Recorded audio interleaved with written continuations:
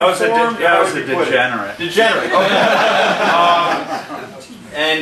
It's a good read as far as I've read so far, and I think we're happy to have you here, Andrew. Thanks for coming. Hey, and, James. Thank you very much. This is the kickoff night, basically, of my media tour. I go on Hannity tomorrow night. You have no idea what it's like to put in so much effort into something. It's my first solo book. I wrote a book in 2004, and it all begins. You think that writing it is the process. Now it's like this is it, and I should start off with a lot of energy, but I don't have any energy. I'm going to tell you about my last 72 hours. So I knew that I was going to launch it on tax day because I'm a cynical capitalist. So I thought the tie-in would be good. And so I planned to do the Jacksonville Tea Party because they just asked me first. So I flew in. I had to wake up at 4:30 in the morning on Thursday, and I flew through Atlanta in steerage in the middle seat, trying to sleep. And when I hit Atlanta, it was the day that the book was, well, the next day was the day that it was supposed to hit. And I was walking through the Atlanta airport, and I saw a bookstore in there, and it was floor to ceiling, the book. I was like, oh my God, they've got nice placement. I guess I have to deliver. But I was so tired, and I just took a picture of it, and I sent it to friends, and I thought, okay, that's good. My book. I'm starting my book. I've got this thing going on. And then I landed in Jacksonville. I'm still exhausted, and my business partner says, Palin's people want to know if you'll introduce her tomorrow in Madison at noon. I'm thinking, what? I'm like, I have to get to New York tomorrow, but how do you say no to that? But does anyone here know anything about flying and like that there's no direct flights between Jacksonville and Madison? I didn't know that. So I had to wake up. I went to bed at 2 o'clock, woke up at 4 o'clock, take a 5:30 flight to fly to Atlanta, an hour flight. Then I flew to Memphis, all middle seat steerage, okay? And then I got to Madison, and I was walking around in fumes. I hadn't had much to eat. I certainly had something to drink in Jacksonville. So I'm like walking around. I still have a little bit of the first chapters in me. The degeneracy, I like that. I have fun. And so I finally get there, and I'm like, oh, there's TV cameras out there. Like, what am I going to say? And I didn't know what I was going to say. But then I realized I never know what I'm going to say when I go up and talk. And so I just end up like pacing around going, what am I going to say? What am I going to say? And I honestly, I never come up with anything until they say you need to speak. And so yesterday, I hadn't had anything to eat. I hadn't had any sleep for 48 hours. And I walked up there, and I immediately, this is what happens. This is why I do and say stupid things publicly. I have that reputation too. If there is energy out there, I mean, I'm a sucker. If there is energy out there and it can connect to me, I'm going to go with it. Like, I mean, if you said, let's go straight down the street, I'm like, yeah, let's go straight. Like, I mean, like, I can get caught up in the moment. So I go, ladies and gentlemen, Andrew Breitbart. I don't even know how to sing or play an instrument. And you go up to people like, yeah! I'm like, and my brain, it kicks. You have to do something or say something that warrants you being up there.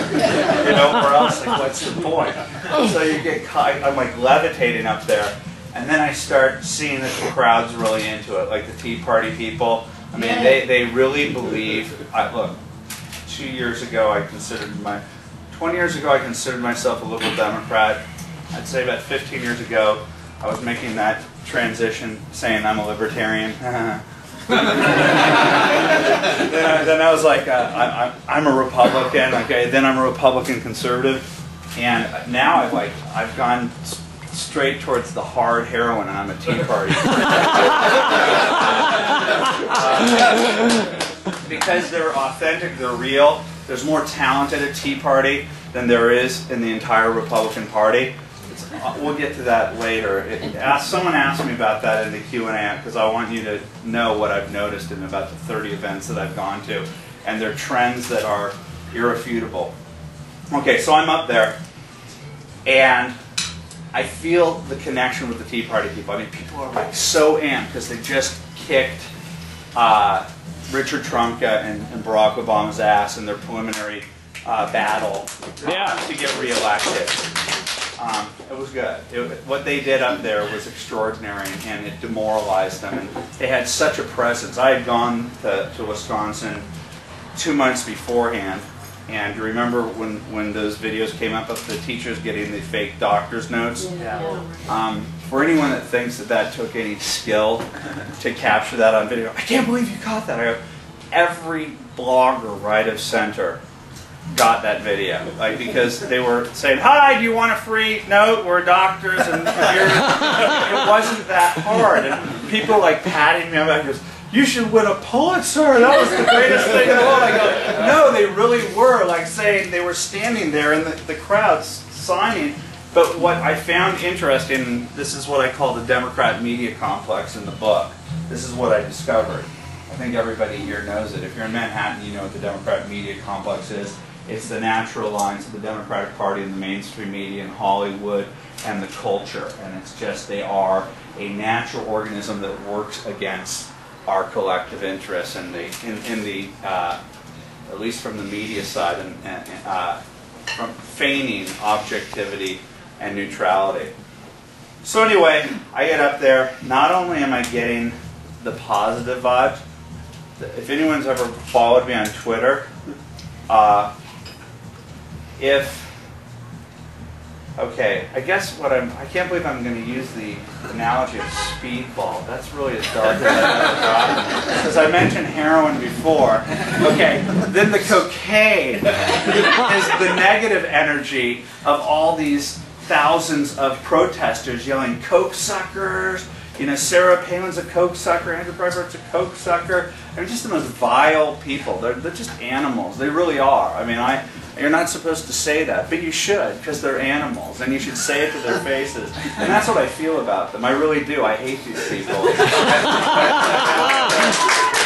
like to rollerblade in and out in front of these people while on speedballs, apparently.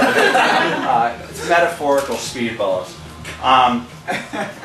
Okay, so what that other energy, and I feed off this negative energy, and I think what this book is trying to tell you is that it's time to start feeding off of this negative energy, because it's totally invigorating to take on your biggest fear, and that's a confrontation with people that you disagree with. And when you're a conservative in New York City, you're probably at cocktail parties a lot where you have to kind of bite your lip and go along to get along. And I've started to realize that I'm completely emancipated over the last 10 years. I mean, because I'm now a public figure and everybody knows at cocktail parties that I'm a Republican, conservative, Tea Party asshole. But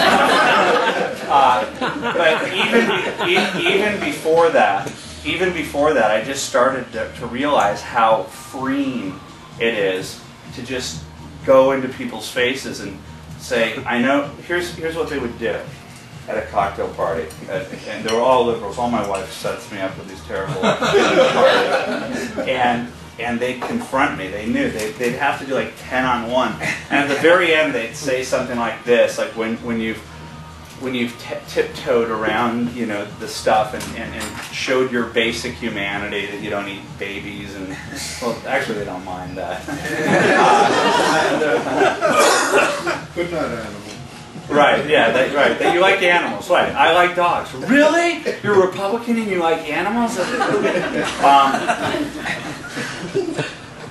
And one thing that they would make me do, and I think they tried to make you do, I guarantee you this is like a paradigm, because we're all experiencing the same thing in our little dark underworld of conservatism in a very blue place.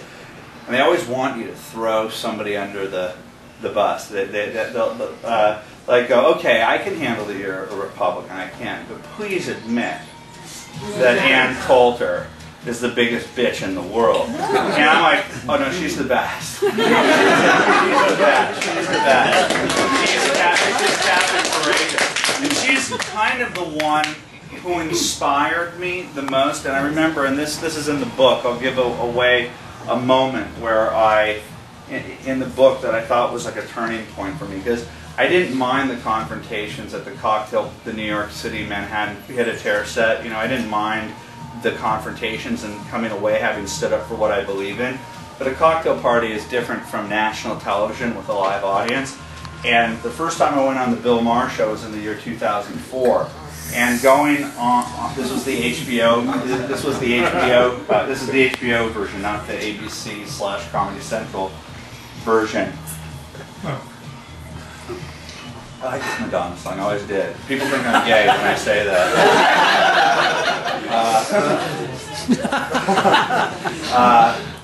Motivated me. So I went on the show, and my first maybe 20 times on TV, it was like a out-of-body experience. Like if I got off of the air and I asked people, did I say complete sentences, did they make any sense whatsoever? Especially in satellite, where like when you're in a satellite, setting where you're talking to an inanimate object and hearing them talk to you and you don't see their face. It's just a very weird thing. But going in front of a live television audience that is literally brought there by MoveOn.org. In 2004, at the height of the Kerry thing, the entire audience was MoveOn.org people. And so I went there thinking, I knew the questions in advance, and I fashioned a routine, as it were, so that I would get out of there without being killed. And I made lighthearted jokes. I wouldn't say I sold my soul to the devil, but I let him borrow it for a while because I did not want to get eaten alive on national television when I was so nervous about my public persona and being liked and all that silly, stupid stuff. And I got off, and they were so nice to me, and Bill Maher was, hey, you were great, and I was like, yeah, I'm like in with the cool team now. I've been on, like, you know. And then I went out to lunch that week with my friend Richard Hara. And he said, hey, I saw you on the Bill Maher show. He goes, you did pretty good. Why did you not stand up for what you believe in? And I was like, oh, man, that sucked. You noticed? I did too. It was, and for, I would say, the next 2 years, I didn't do the show. And then they asked me to be on, and for 2 years I kept thinking about that over and over because it dominated my thought process. But I also thought about fear of rejection, and it's like this balancing act of wanting to stand up for what you believe in, but not wanting to get pilloried. Well, the breakthrough in my life, in my career, and I hope that people can start realizing this, because I'm not the only one who's trying to show this trick, that it's real. I went on the show, and it wasn't 3 panelists, and the 3 panelists like really changes the dynamic, because there's somebody who can lighten it up. Like if people start going at each other, somebody will do something to alleviate the tension. There was only me and Professor Michael Eric Dyson. Do you know that guy? The professor of sociology at Georgetown, and he speaks in a iambic pentameter. The manifestation of the bifurcation of the renal, functionality of the, and honestly, and all he does is talk like to make it sound like he's the smartest person in the room, and it was just me and him. And I knew that week, it was like the first week of the Obama, or first month of the Obama administration, and I could tell that the community organizer-in-chief was using his Alinsky tactics to attack Rush Limbaugh. Like right out of the gate. He wasn't like, okay, what are we going to do about the Mideast? What are we going to do about the economy? It was like, let's just go out there and pillory my political enemies. It was so concerted that even the press was like, that's beneath you. That's what you get David